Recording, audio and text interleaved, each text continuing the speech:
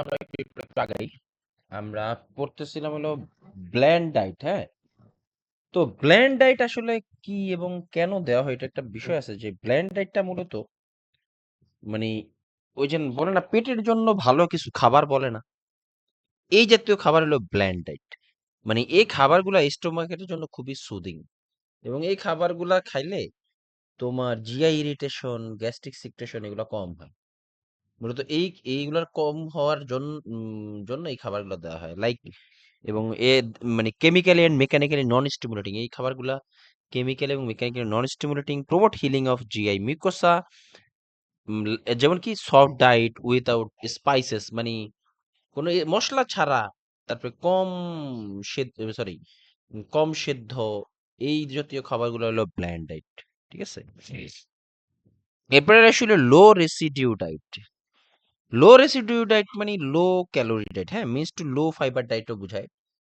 Diet that leaves minimal balance in the lower GI tract, indicated for colon, rectal, perineal surgery, Crohn's disease এবং diverticulitis.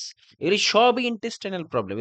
লো residue diet means লো fibre. High fibre দিলে কিন্তু, high fibre কখন দেওয়া হয়? যাদের constipation থাকে তাদেরকে high fibre diet দেওয়া হয়, মানে আঁশ জাতীয় খাবার বেশি দেওয়া হয়। আর লো ফাইবার দেওয়া হয় হলো যাদের তোমার মানে ইন্টেস্টাইনাল প্রবলেম আছে, তাদেরকে দেওয়া হয় লাইক লো ফাইবার। দেখে একটি colon, rectal, perineal surgery, Crohn's disease, diverticulitis এগুলো সব ইন্টেস্টাইনাল প্রবলেম, তখন এদেরকে লো রেসিডিউ ডায়েট দেওয়া হয়। তারপর আসি হলো foods avoid high in fibre. এগুলো কিন্তু আসে, বুঝছো, এই যে হাই ফাইবার খাবার কিন্তু অ্যাভয়েড করা হয় এই যে তোমার কোলন, রেক্টাল, পেরিনিয়াল সার্জারিতে, ক্রনস ডিজিজ, ডিভার্টিকুলাইটিস। তারপরে foods with skins and seeds, কি কি খাবার অ্যাভয়েড করা হয় লো রেসিডিউ ডায়েটে? হাই ফাইবার, তারপর যেসব খাবারে বীজ আছে, বীজ লাইক কি আম, তোমার ওই যে তরমুজ, তারপরে আর কি আছে এরকম, বাঙ্গি, আর মানে এই জাতীয় খাবার যেগুলোতে বীজ থাকে, এই জাতীয় খাবারগুলা অ্যাভয়েড করতে বলা হয়। High in fibre foods with skin and seeds, milk and milk products, এই দুই জাতীয় খাবারকে অ্যাভয়েড করতে বলা হয়। কেন এই জাতীয় খাবারগুলো অ্যাভয়েড করতে বলা হয়? দেখো, তরমুজ, কারো ডিভার্টিকুলাইটিস আছে, দেখো এগুলো হলো এই যে আমাদের ইন্টেস্টাইন, এগুলোকে বলা হয় ডিভার্টিকুলাম। হ্যাঁ, এই প্রত্যেক এই যে এই এক একটা অংশ, এই একটা অংশ হলো ডিভার্টিকুলাম। এই এক একটা ইয়েতে যখন ইনফ্লেমড হয় বা ইনফ্লামেশন হয়, তখন এটাকে বলে ডিভার্টিকুলাইটিস। এখন এই ভিতরে কেমন থাকে, এই ভিতরে এরকম থাকে, এরকম থাকে, বুঝছো? এখন তরমুজ খাইলো, তরমুজের ভিতরে তো বীজ আছে, এই খাবারগুলো যখন তোমার ইয়েতে যায়, মানে ইন্টেস্টাইনে যায়, তখন এই বীজগুলো এই গহ্বরের ফাঁকার ভিতরে আটকে যায়। এখানে জমে হয় কি, এখান থেকে আবার ইনফ্লামেশন হয়। তো ইনফ্লামেশন হওয়ার পরে ট্রিটমেন্ট না করলে পরে এটা আবার পারফোরেশন হয়ে যায়, তখন আবার ম্যাসিভ আকারে পেরিটোনাইটিস হয়। মানে স্টুল পুরো পেটে ছড়ায় যায় এবং ম্যাসিভ আকারে সেপটিসেমিয়া পর্যন্ত হয়ে যেতে পারে। বুঝছো? এই জন্য তোমার এই কি বলে, এই জন্য তোমার কি বলে তোমার ক্রনস ডিজিজ, তারপরে আলসারেটিভ কোলাইটিস, এগুলাতে এই বীজ জাতীয় খাবারকে অ্যাভয়েড করতে বলা হয়। ডিভার্টিকুলাইটিস, আলসারেটিভ কোলাইটিস, টমেটোস, তারপরে ওয়াটারমেলন, এগুলাকে অ্যাভয়েড করতে বলা হয়, কারণ এগুলা এই ফাঁক ফোকরে যে জমে যায় এগুলার বীজগুলো।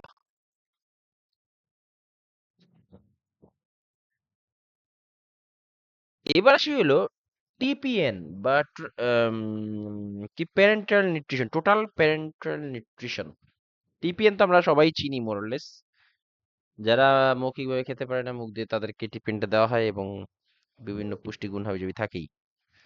এবং এই টিপিএন এ কিন্তু সকল খাবারের এন্ড প্রোডাক্ট দেয়া থাকে, হ্যাঁ, সরাসরি এটা ইন্টারভেনাসলি যায়, তো যায় একদম জুজের দিকে যায়।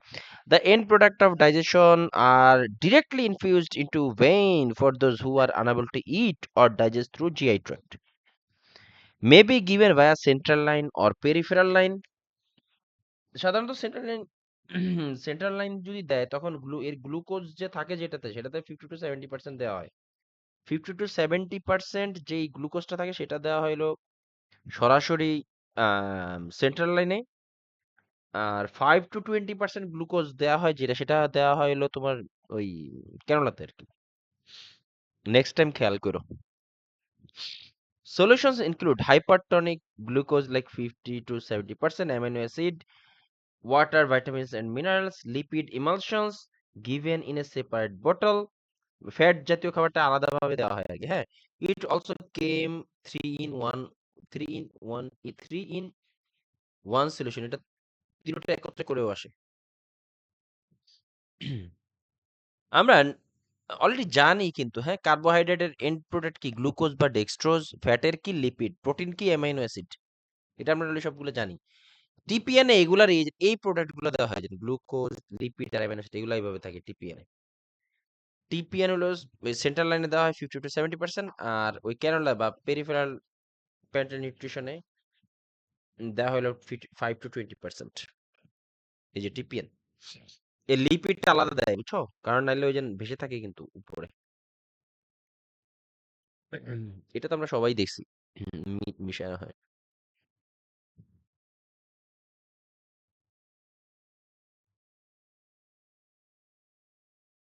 তো এবার হলো নার্সিং কেয়ার, অনেকবার আসে, হ্যাঁ। Check for correct solution and additives against physician's order, check expiration date, observe for cloudiness or floating particulate matter. আচ্ছা, observe for cloudiness যদি ঘোলা থাকে, or floating particulate matter যদি কোনো কিছু ভাসমান থাকে, এটা কিন্তু ওই ইয়েটা নষ্ট হয়ে গেছে এরকম ইন্ডিকেট করে, হ্যাঁ। Administer via pump as ordered.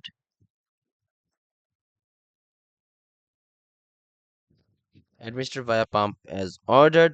Refrigerate the supplies until ready for use.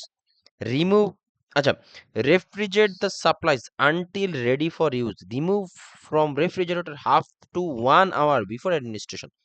এই মেডিসিনটা, সরি, এই ইয়েটা টিপিএনটা কিন্তু অবশ্যই ইয়েতে থাকবে, কি বলে এটাকে, ফ্রিজে থাকবে, হ্যাঁ। তোমার দেয়ার 1 থেকে আধা ঘন্টা আগে বের করে আনতে হবে। ডেইলি ওয়েট এবং টিপিএন দেওয়ার পরে পেশেন্টের ডেইলি ওয়েট চেক করা হয়, হ্যাঁ।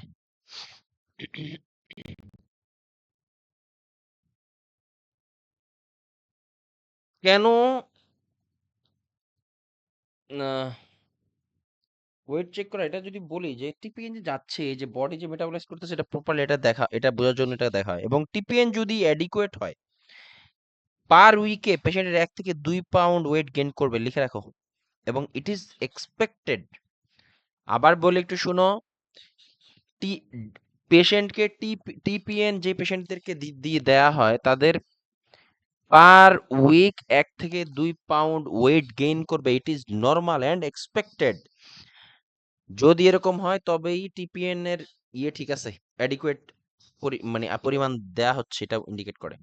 ওজন না বাড়লে কিন্তু টিপিএন ইয়ে বাড়াইতে হবে।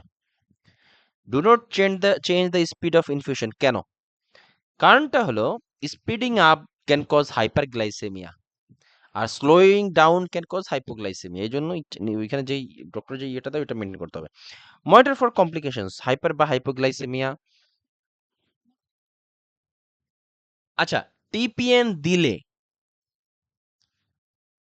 টিপিএন তো সকল প্রোডাক্টের এন্ড প্রোডাক্ট দেয়া থাকে, তাই না?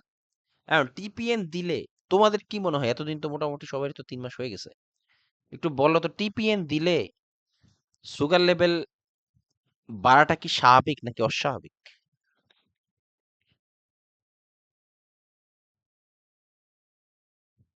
It is expected or unexpected? আমরা টিপিএন দিতেছি, টিপিএন দেওয়ার পরে একটু সুগার লেভেল বাড়বে, ইট ইজ এক্সপেক্টেড অর বাড়বে। আনএক্সপেক্টেড?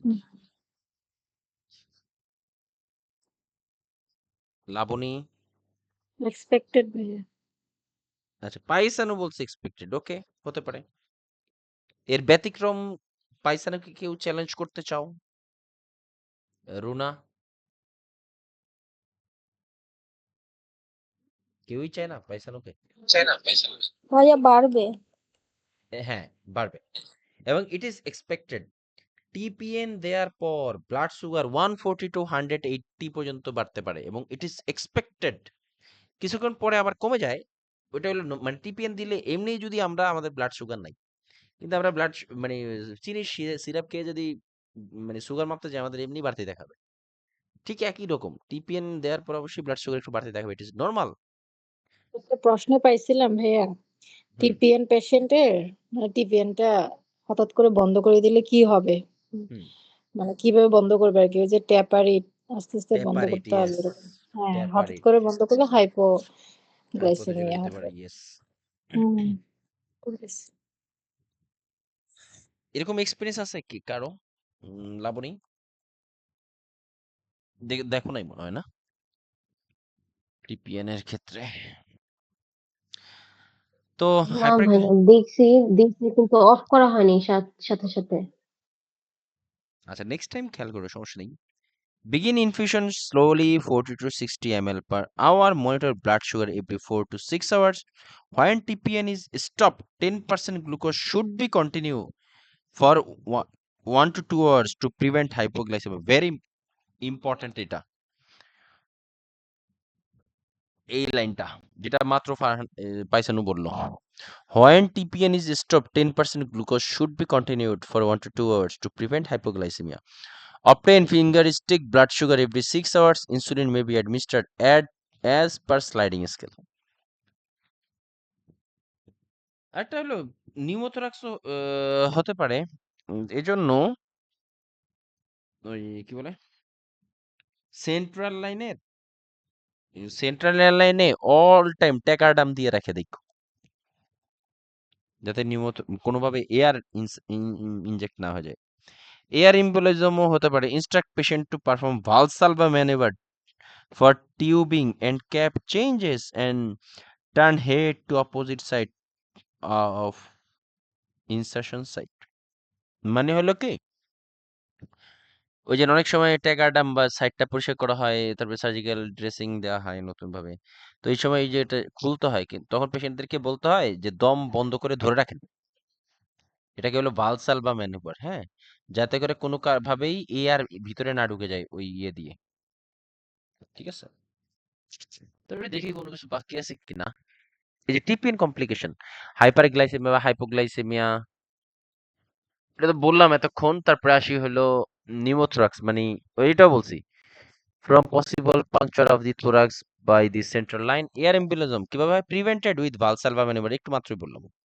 তারপর ফ্যাট এম্বোলিজম কিভাবে হয়? From the lipid emulsion, এর সময় লিপিডের মাধ্যমেও ওই যে তোমার আম, যে ফ্যাটটা অ্যাকুমুলেট হয়ে আস্তে আস্তে গিয়ে লাংসে, যদি এটা খুবই রিয়ারলি দেখিনি কোশ্চেন এটা।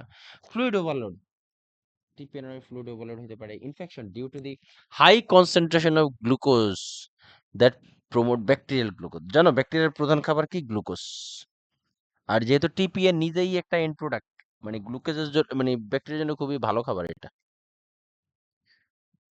Valsalva manoeuvre increase intrathoracic venous pressure which decrease the risk of air emboli. মানে আমরা যখন সেন্ট্রাল লাইন পরিষ্কার করব বা সেন্ট্রাল লাইনে কোনো কিছু কাজ করব, তখন পেশেন্টদেরকে অবশ্যই যেন বলা হয় যে ধরো একটা সেন্ট্রাল লাইন ফ্লাশ দিব, তখন পেশেন্টকে যেন মানে দম বন্ধ করে আটকে ধরে রাখতে বলা হয়। তাহলে কি হবে?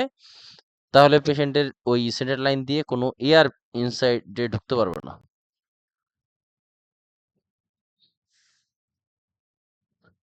এই যে টিপিএন ফিল্টার।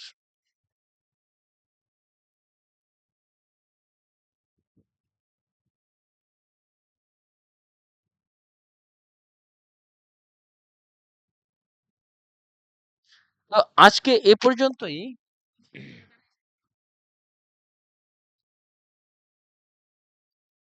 তো চলো আমরা